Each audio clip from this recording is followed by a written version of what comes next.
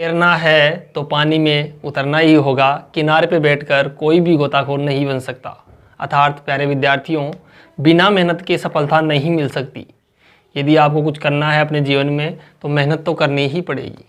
तो इन्हीं अच्छी बातों के साथ आज की इस मैथ की क्लास में आपका फिर से स्वागत है। आइए आज अपन चैप्टर नंबर फर्स्ट का एक्सरसाइज 1.2 स्टार्ट करेंगे। एक्सरसाइज 1.1 हमने कंप्लीट कर लिया था, आज 1.2 अपन स्टार्ट कर रहे हैं। एक्सरसाइज 1.2 तो इसका सबसे पहले हम इसमें एक प्रमेय की बात करेंगे। हमने प्रमेय नंबर 1 पढ़ी थी पहले, यूक्लिड विभाजन प्रमेय का कंप्लीट हो गया था वो, उस पर अपन ने बेस्ड क्वेश्चन भी कर लिए थे सारे।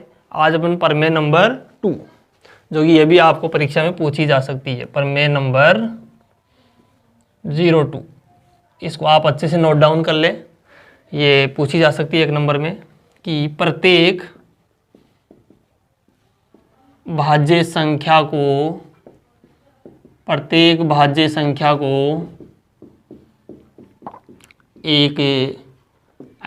संख्या, प्रत्येक भाज्य संख्या को एक अभाज्य संख्या हो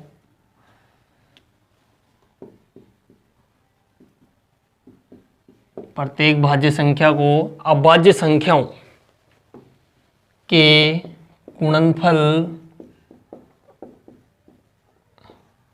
गुणनखंड के रूप में व्यक्त किया जा सकता है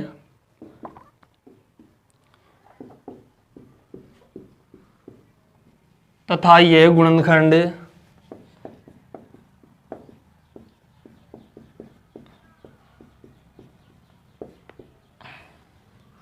आने वाले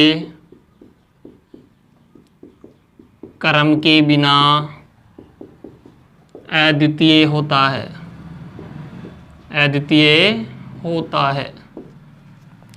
यह आपकी प्रमेय है। मैं एक बार बुक से भी आपको बता देता हूँ, आपकी बुक में भी है। प्रत्येक भाज्य संख्या को अभाज्य संख्याओं के गुणनफल के रूप में व्यक्त किया जा सकता है तथा यह गुणनखंड अभाज्य गुणनखंडों के आने वाले क्रम के बिना क्या रहता है, ये गुणनखंड अभाज्य गुणनखंडों के, ऐसे लिख लो, ये गुणनखंड अभाज्य गुणनखंडों के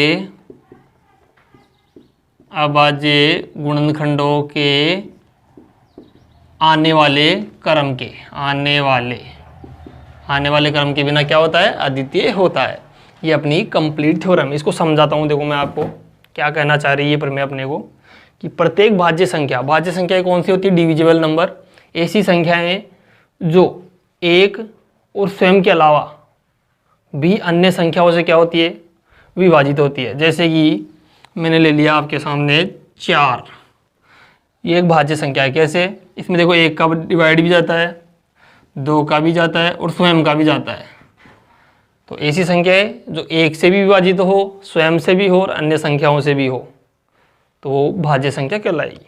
ठीक है, अब देखो, प्रत्येक भाज्य संख्या को आप अभाज्य संख्याओं के गुणनखंड के रूप में व्यक्त कर सकते हैं। जैसे कि मैंने ले लिया 20, आप इसका अभाज्य गुणनखंड करो, करना आता होगा सबको, 10वीं क्लास में सभी बच्चे।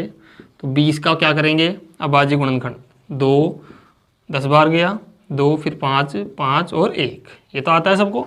2 का भाग दोगे 20 में 10 बार, फिर 2 का दोगे 5 बार, फिर 5 का जाएगा, 5 एकम 5, 1 आते ही छोड़ दिया। तो इसको आप देखो अभाज्य गुणनखंडों के रूप में लिख दिया आपने, अभाज्य संख्याओं के गुणनखंड के रूप में। ये भाज्य संख्या थी, किस में चेंज हो गई, अभाज्य संख्या में। अब चाहे आप इसको कैसे भी लिख दो, 2 × 5 × 2 भी लिख दो, और भी तरीका है कैसे, और तो 5 शुरू में लिख सकते हो, फिर 2 × 2। तो यही कह रही है प्रमेय कि ये अभाज्य गुणनखंड आने वाले क्रम के बिना क्या होते हैं, अद्वितीय। यदि इनके क्रम पर ध्यान नहीं दिया जाए, तो ये एकमात्र नंबर है, ये सारे नंबर सेम हो जाएंगे क्या, इनसे ही क्या आ सकता है, 20 आ सकता है। इनके अलावा और कोई नंबर लेके आप 20 नहीं ला सकते। जैसे मैं कह दूँ आपको 2 × 3 × 5, 3 थोड़ी ले सकते हो, यहाँ नहीं ले सकते। ओनली यही वो अभाज्य संख्या है जिनको मल्टीप्लाई करने पे क्या आएगा, 20 आएगा। तो ये आपकी क्या है, अंक गणित की आधारभूत प्रमेय है प्यारे बच्चों। ठीक है, यहाँ तक आपको समझ में आ गया होगा, ऐसी मैं आपसे उम्मीद करता हूँ। ठीक है, तो ये आप इसको राइट डाउन कर लीजिएगा। यह आपकी अंक गणित की आधारभूत प्रमेय, इसका नाम क्या है लिख लो यहाँ पर, अंक गणित की आधारभूत प्रमेय, इस नाम से आएगी। अंकगणित की आधारभूत प्रमेय का कथन दीजिए, ऐसे लिखा हुआ आएगा। तो उतार लेना, इसको स्क्रीनशॉट ले लो एक बार, या तो फिर बाद में आराम से उतार लेना। देखो आगे फटाफट।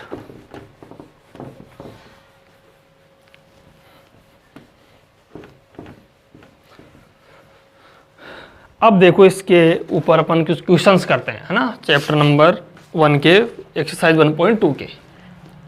ठीक है, देखो पहला क्वेश्चन अपना, निम्नलिखित संख्याओं के अभाज्य गुणनखंडों के गुणनफल के रूप में व्यक्त करो। निम्नलिखित संख्याओं, आपको कुछ संख्या दे रखी है। पहला है 140, दूसरा है 156। मैं 2 कर देता हूं, बाकी आप खुद कर लेना। बस ये तो बिल्कुल सरल है, छोटी क्लासों में भी करते थे आप ऐसा। देखो 140 का अभाज्य गुणनखंड करना है आपको। 140 सबसे पहले देखो 2 का डिवाइड चला जाएगा, कितना 70, फिर 2 का चला जाएगा 35 बार, फिर 2 का नहीं जाएगा, इकाई अंक 5 है तो 5 का जाएगा, 5 7 35, फिर 7 का जाएगा, 7 एकम 7। तो 140 के अभाज्य गुणनखंड क्या हुए, 2 × 2 × 5 × 7। इनको लिख देना मल्टीप्लाई करके, है ना, लिख दिया। एक भाज्य संख्या को आपने किस में बदल दिया, अभाज्य संख्याओं के गुणनखंड के रूप में आपने चेंज कर दिया। देखो कर दिया ना, तो यही कहती है अंकगणित के आधारभूत प्रमेय, हमारे को यही बताती है ना। तो ये कंप्लीट हो गया है। सेकंड वाला देखो, 156 का करें तो 2 का 2 ले दो, 7 बार, फिर 8 बार, 78 आ गया। फिर 2 का दोगे, 2 तिया 6, 1 2 नाम 18। फिर अब देखो किसका जाएगा, 2 का नहीं जाएगा, 3 का जाएगा, 3 एकम 3, 3 तिया 9। अब 13 एक अभाज्य संख्या है भाई, इसमें आप 13 का ही दोगे 1। तो 156 को किसके बराबर लिखोगे, 2 × 2 × 3 × 13। ठीक है प्यारे बच्चों, इतना हो गया। तो ये आप उतार लीजिएगा। एक क्वेश्चन और देखो, तीसरा 38 25। ठीक है, बाकी आप खुद करना 2, वो मैं आपको होमवर्क के लिए देता हूँ। 2 क्वेश्चन और इसमें, एक है 5005 चौथा क्वेश्चन, और 5% है 74 × 30। ये आप दोनों खुद कर लेना ना, ये भी मैं बता देता हूँ। 38 25 वाला देखो, 38 25 देखो 2 का नहीं जाएगा, 3 का जा सकता है क्या, चेक कर लिया करो। इनका सम करो, देखिए 8 3 11 और 2 13, 13 और 5 18 अंक होगा, 18 आ रहा है, जिसमें आप 3 का डिवाइड दे सकते हो। 3 का जाएगा भाई इसमें, देखो 3 एकम 3। ठीक है, 3 दूनी 6, कितना बच गया 2, 3 7 21, 3 पंजे 15, 1275 आ गया। फिर देखिए इनका योग करो, 5 12 और 2 14 और 1 15, फिर 3 का जाएगा, कितना आएगा 3 चौक 12, 3 दूनी 6, 1 3 पंजे 15, 425 आ गया। 4 2 6 और 5 11, अब नहीं जाएगा 3 का, क्योंकि सम जो 11 आया ना योग, उसमें 3 का भाग नहीं जाता, तो इस संख्या में क्या नहीं जाएगा, 3 का भाग नहीं जाएगा। ये तो आपको आते होंगे भाज्यता के नियम, तो है ना, ये 10वीं क्लास की चीज़ नहीं है, भाज्यता के नियम सिखाना आ रही है। आगे देखो 5 का दोगे, 5 8 40, कितना बच गया 2, 5 5 25। ठीक है, फिर से किसका जाएगा, 8 और 5 कितना हो रहा है 12, इसमें 3 का जा सकता है, 3 दूनी 6, 3 दूनी 6 आ गया, 6 तो 2 बच गया क्या, इसमें 3 का नहीं जा रहा भाई। 8 5 13 हो रहा है, 13 में कहाँ जाएगा, 3 का नहीं जाएगा, इसमें आप सीधा 5 का ही दोगे, 5 एकम 5, 3 5 7 35, 17 एक अभाज्य संख्या है, तो 17 में 17 का ही जाएगा एक बार। तो आपका कंप्लीट क्वेश्चन हो गया। एक आते ही छोड़ दिया करो, बस एक आते ही आपको छोड़ देना है। एक बार चेक करें कि वीडियो बन रहा है कि नहीं, प्लीज़ एक बार चेक करें, वीडियो चल रहा है, ठीक है। देखिए तो इसको कैसे लिख देंगे आप, 38 25 को 38 25 बराबर आप लिखेंगे 3 इंटू 3 इंटू 5 इंटू 5 इंटू 17। यह आपका अभाज्य गुणनखंडों के रूप में अपन ने व्यक्त कर दिया। तो इसको कंप्लीट आप उतार लीजिए। ये पूछा जा सकता है 1 नंबर के अंदर आपसे, कोई भी संख्या दे देंगे, कहेंगे उसका अभाज्य गुणनखंड के रूप में उसको व्यक्त कीजिएगा। तो आपको ऐसे करना होगा। नेक्स्ट देखो, बाकी तुम कर लेना। ये 2 क्वेश्चन नहीं आए तो आप कमेंट बॉक्स में लिख देना, वहाँ पर मैं आपको फिर से नेक्स्ट वीडियो के अंदर बता दूंगा। लेकिन खुद ट्राई करोगे तो ज़्यादा अच्छा रहेगा ना, ज़्यादा मेहनत खुद से करो, वही काम देगी तुम्हें।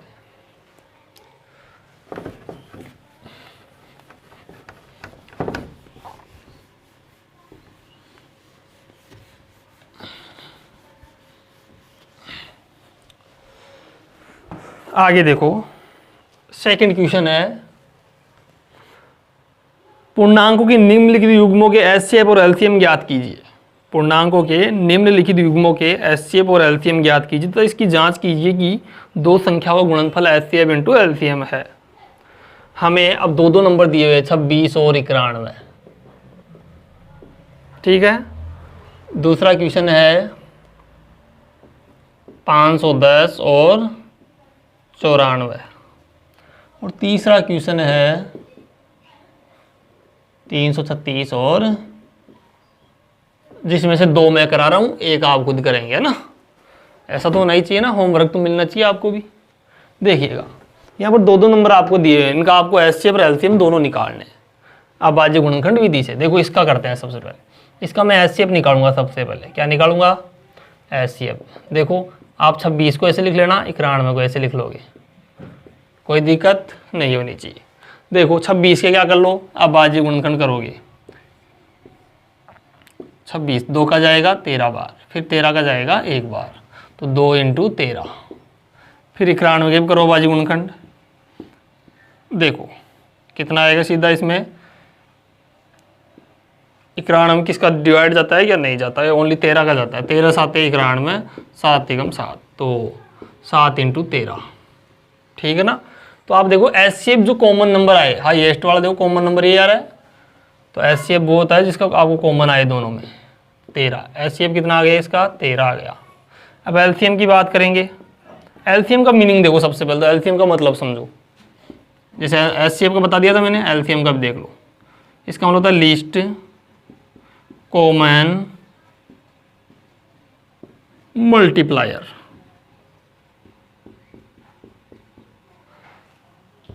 सबसे छोटा उभयनिष्ठ गुणज, ठीक है, ऐसा आप ध्यान रखिए एलसीएम। और हिंदी में बताऊं तो आपको लघुत्तम समापवर्तक, लघुत्तम समापवर्तक। तो ऐसे भी लिखा हो सकता है कि 26 और 91 क्या निकालो, लघुत्तम समापवर्तक ज्ञात कीजिएगा। तो फिर भी आपको एलसीएम ही निकालना होगा। देखो 26 और 91 निकालो, 26 और 91 का यही हो गया अभाज्य गुणनखंड। तो 2 इंटू 13 और 7 इंटू 13। तो देखो यहाँ देखिएगा सब में अलग अलग नंबर दिख रहे हैं आपको। यहाँ 13 में देखो सेम नंबर है, तो पावर्स के रूप में लिखना होगा आपको इनको। 2 की पावर 1 और 13 की पावर 1, 7 की पावर 1, 13 की पावर 1। अब आप देखो 2 की फैमिली है, 2 की फैमिली इसके अंदर नहीं है, 2 का कोई यहाँ पर नंबर नहीं है 2, तो 2 खुद अपनी जगह बड़ा रहेगा। तो एलसीएम देखो कैसे फाइंड करोगे। 2 स्वयं की जगह बड़ा है, 7 भी स्वयं की जगह बड़ा है, 7 के साथ में कुछ और नहीं है पावर के अंदर। 13 देखो सेम दोनों जगह, तो एक जगह ले लोगे, ठीक है। 13 की पावर 1, इनको मल्टीप्लाई करा देना। 13 7 91, 91 दूना कितना हो गया? 2 एकम 2, 9 दूनी 18, 182 आपका एलसीएम आ गया।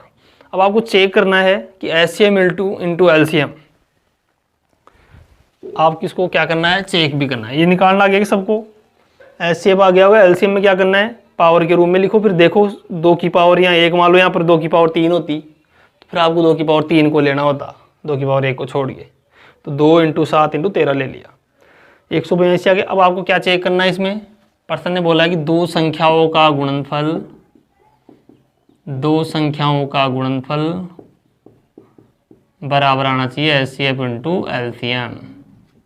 तो सबसे पहले आप दो संख्याओं का गुणनफल निकालोगे।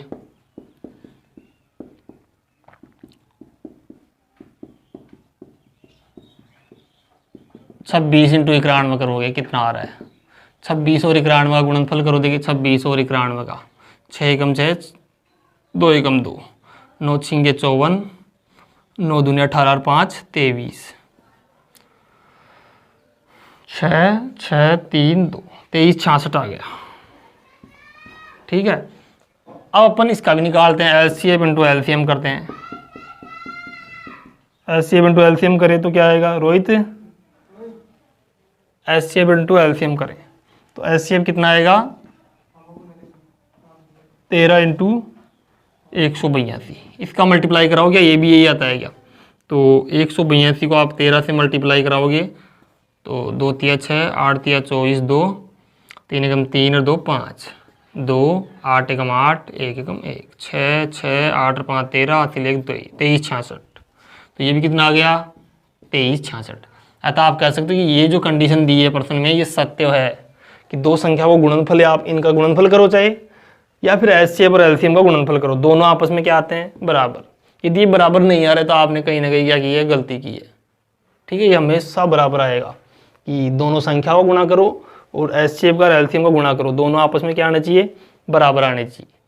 ये अपने को सत्यापित करने के लिए प्रश्न में बोला है। ठीक है, तो ये कंप्लीट हो गया है क्वेश्चन। ऐसे करना होगा आपको सेकंड वाले को भी। एक बार इसका स्क्रीनशॉट ले लें आप फटाफट। हाँ, आगे देखो।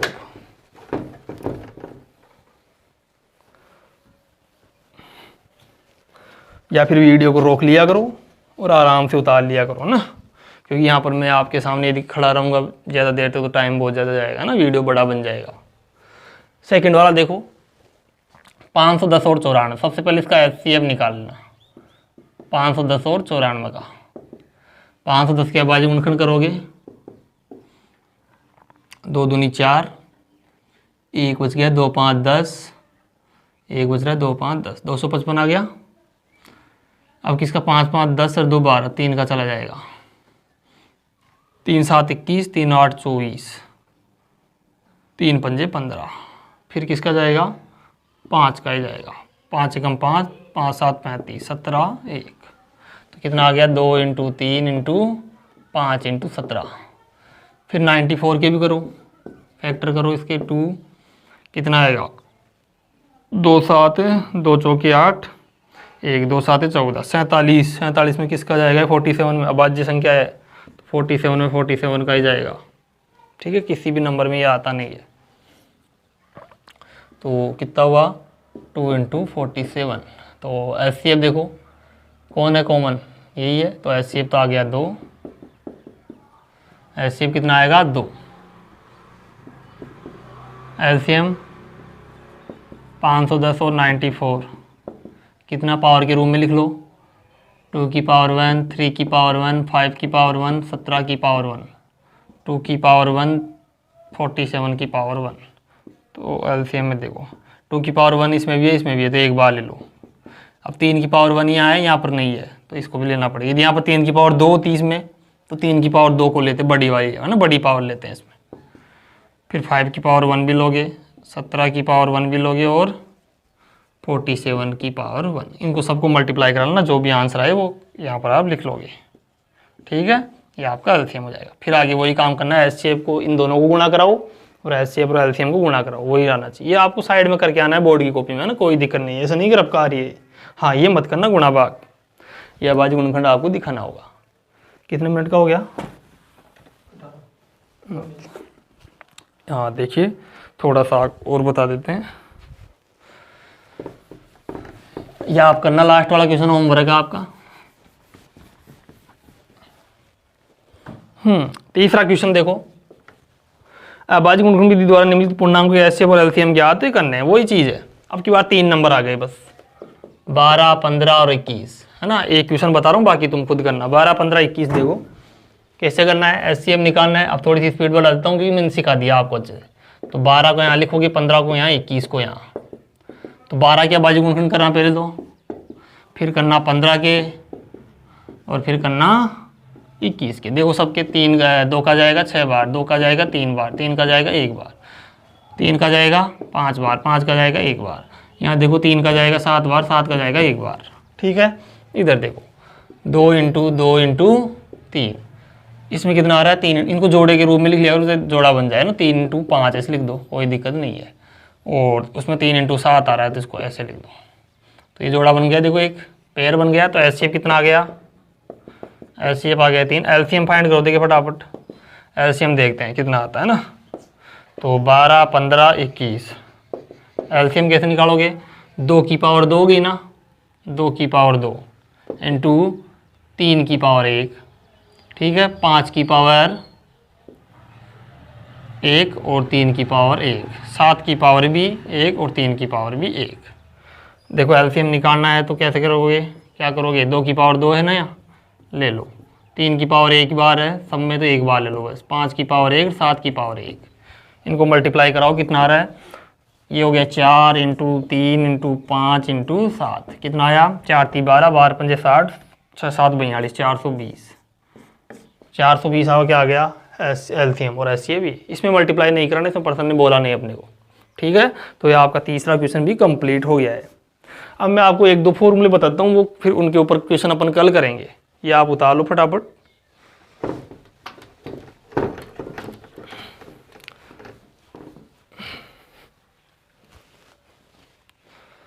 अब मैं 2-3 फॉर्मूले बता रहा हूँ जो परीक्षा में हर बार क्वेश्चन आता है वहाँ से। तो लिखो कुछ some important formulas, important formulas है ना, कुछ महत्वपूर्ण सूत्र। देखो क्या है वो, यदि एचसीएफ को आप एलसीएम से गुणा कराओगे, जो कि अभी देख लिया आपने, तो पहली संख्या इंटू दूसरी संख्या आया था ना, अभी देखा था आग, हाँ, पहली इंटू दूसरी, प्रथम इंटू दूसरी। अब मैं कहूँगा आपको यदि यहाँ से एचसीएफ फाइंड करना है, ये फॉर्मूला है, बॉक्स बना लेना अच्छी तरह, नोट्स की कोई बना लेना एक।